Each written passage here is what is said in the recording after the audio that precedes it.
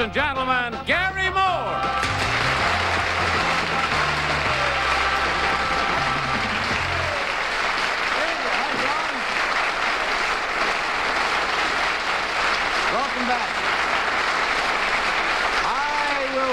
I will give absolutely free 2 tickets to Hobby Lobby to anybody in the audience who can tell me the name of what this is I'm holding up. 2 sticks on a piece of string. No, it's called a bull roarer for the following reasons.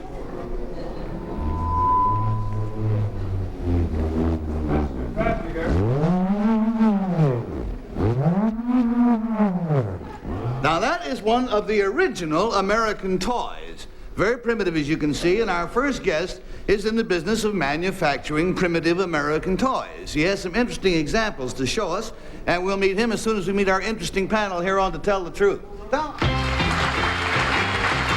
Poston. Kitty Carlisle. Bill Cullen.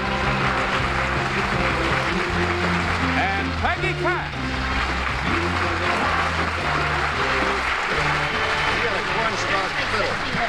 Hey there, kiddies. Yes, sir. You got some toys in I got front of you. dolls here. Huh? You got dolls, and everybody will discover what they've got. I have a little man here. I got a paddle. Nice little I got a man, paddle for a canoe. Well, I'll tell you what, the affidavit will explain to you what they are. Meanwhile, try to figure out how they work, because we're going to ask you to show them off for us. And right now, we will meet our man from Toyland.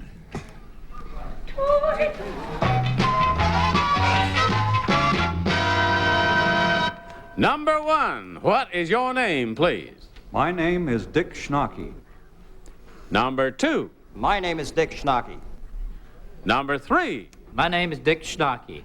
And here is the toy-filled tale of Dick Schnacke. It goes like this. I, Dick Schnacke, make American folk toys. My 15 craftsmen and I, in the Mountain Craft Shop, produce some 45,000 individual toys each year. All of them traditional designs that were known and enjoyed more than 100 years ago. Each member of the panel has an example of my folk art in front of him or her. Tom Poston is holding my version of the ever-popular jumping jack. How you doing, Jack? This one is in the form of a Humpty Dumpty and is joined together by dynamite wires, which were commonly used in the West Virginia coal mines. Dynamite wires. You'll get a bang out of this, kids. Kitty Carlisle has a whole family of corncob dolls, mother, father, and baby. Their faces are painted on, and a bean is used to make the nose. Bill Cullen is demonstrating a limberjack. That's right, a tap dancing toy inspired by the minstrel shows and riverboat theatricals of the 19th century. And finally, Peggy has a toy fiddle. Sounds wicked. It's made from 2 pieces of cornstalk.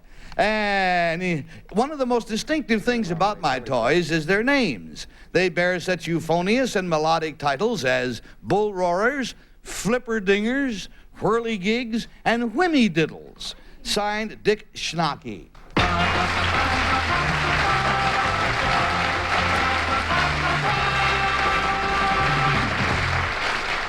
And we'll give the children on the panel time to play with their toys while we watch a few restful commercials, huh?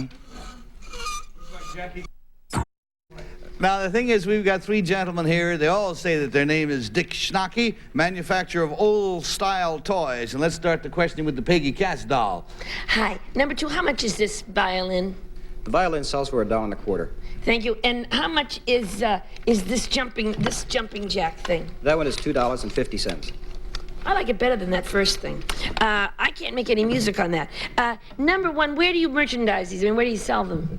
Where do I merchandise these? Yeah. Throughout the United States. Like in New York, what stores would carry them? I have very few department stores in New York City. Oh. Number 3, have you tried Macy's? Not yet. This is one of the reasons why I'm in town this week. Thank you. Well, number 3, where does the money, is this a profit-making organization, or does, number 3, or does this go back to help the people of, I suppose it's Appalachia, right? It is, and this was the original plan. You hit it right on the head, because this was one of the reasons why it was started. as a Vista project when I came to. Oh, yeah? Thank you, Peggy. Let's go down to Tom Poston, please. Number 3, where are they made? They're made in Proctor, West Virginia. You probably said that in your affidavit. I wasn't listening. Number 2, are there any practical toys? You make any practical toys like sports, fishing rods, sports toys? No, not at all. Number 1, how did you get the idea to do all this? Well, I was a boy, you see. Did you care to prove that in any way? These go back to my childhood. I made many of these as a boy, and Weren't you? Thank you. Number 3, wouldn't you say that these might be a little older than that fellow's age when he was a boy, unless he's lying about his height? Yes, that's true, because most of them did come from the culture that was in Virginia that came in one of the early settlers. I think it said in the affidavit 100 years. Yeah. And we go to Kitty. Number 2, how much are my toys? Well, they're priced individually. The one that you have in your right hand, Kitty, sells for $1.75, and that one sells for $1.50, and the little baby is 60 cents. Oh, they're charming. Yeah. Number 3 said that this started as a non-profit-making organization to help the people. Is it still true? no, it is a profit-making organization. And you now get the money? Yes. Oh, goody. But they get some, I hope. Oh, yes.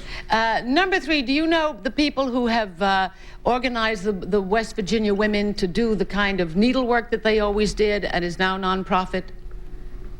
And the sort of crafts, they do all kinds of marvelous materials and skirts and things. There are several groups And that are doing this now. Do you know the Angels? I am sorry, Kitty. We're going to go on to Bill Cullen. Number 2, what was the idea behind your bringing out these toys of antiquity, as it were? I mean, these are all old-fashioned toys and much That's different than on sale now. What was your idea behind that? Well, the idea behind this basically dates back to even when I was a child. The toys that I used to play with, and where I was born and raised in the Amish country in Pennsylvania. And it's really an offshoot of that.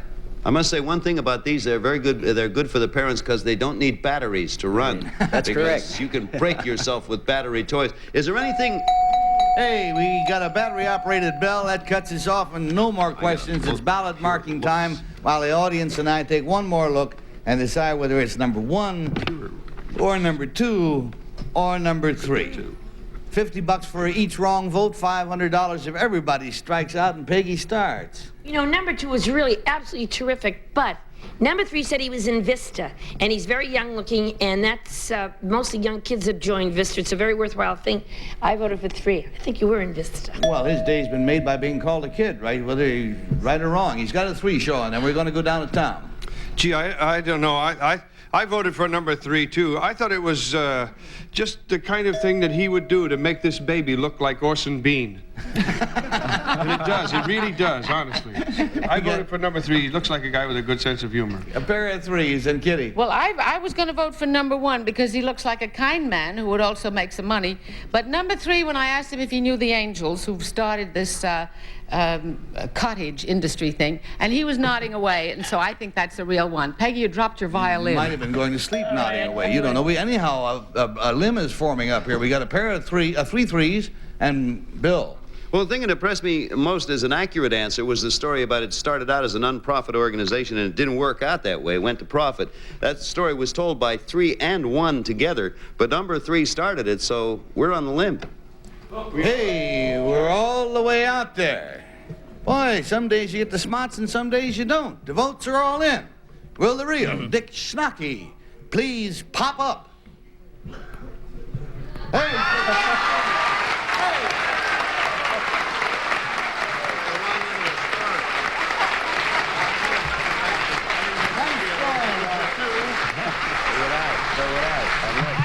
$500 is what we pay. $500. Nice going, gentlemen. Let's find out about number 2. Number 2, sir, what's your real name? What do you do? I'm Sergeant Stan Klein. I'm the Public Relations Director for the United States Army Band, Washington, D.C.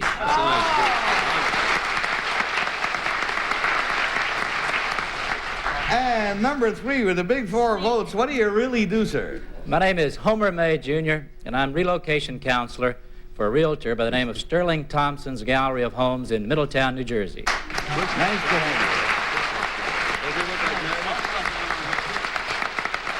Quick Dick, I understand that you're not only involved in toys, but also in the whole West Virginia arts and crafts movement. Can you Yes. tell us briefly about that?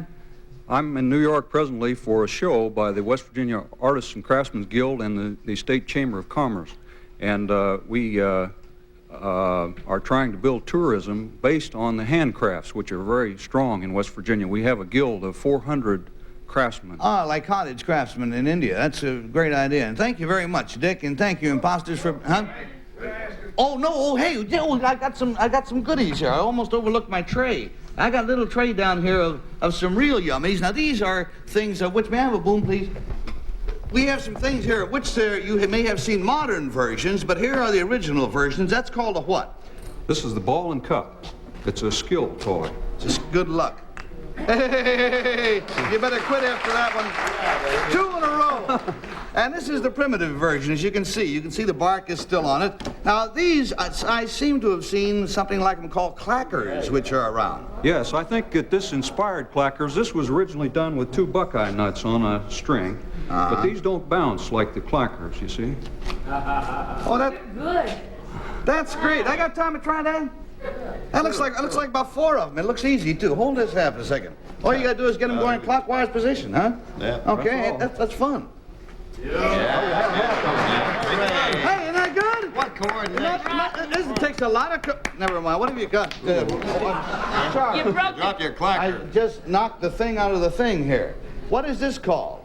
This is called the flipper dinger. A flipper dinger. What does a flipper dinger do? It's a little blowpipe made of an elderberry branch, which has been cleaned out with a rifle cleaning brush, corked on the end, and the ball is the pith of a cornstalk. Uh-huh. It's a very light little ball, and when I blow on this, I'll try to hook the little hook on the There's a hoop. little hook on the top of the ball. All right, good luck. You're up there. Hang him on there. Hang. It's a little bit. If you don't run out of wind, you're all right. You're right up. Well, you can't win them all. 2 out of 3 and back. Dick, they're charming toys. Thank you very much. Thank you, imposters, also, and happy $500.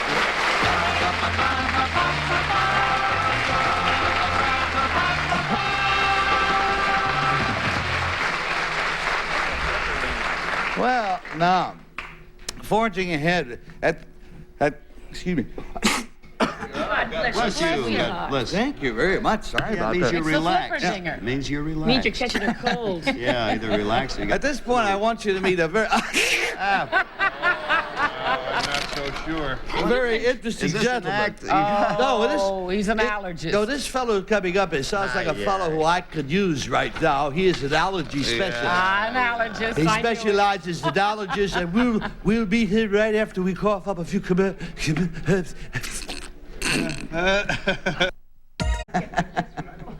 Hey, we gotta knock it off. It's been joyous, and this is only Tuesday, so that means we got 3 more days to go, and we're gonna see you for the rest of the week, I trust. Take care now. Transportation, other considerations provided by Pan American World Airways, featuring Theater in the Air, International Flag Food Service, Tours on Tape, weather insurance, all new from the world's most experienced airline. Our central characters today get a striking vendorless man's watch with 2-tone dial and fine 70s dual movement, winds itself automatically, and date changes every 24 hours from Benrex. Prizes or product mentions were furnished and/or paid for by the manufacturers or supplier of the products or services identified on this program. This is Johnny Olson speaking for To Tell the Truth, a Mark Goodson, Bill Todman production.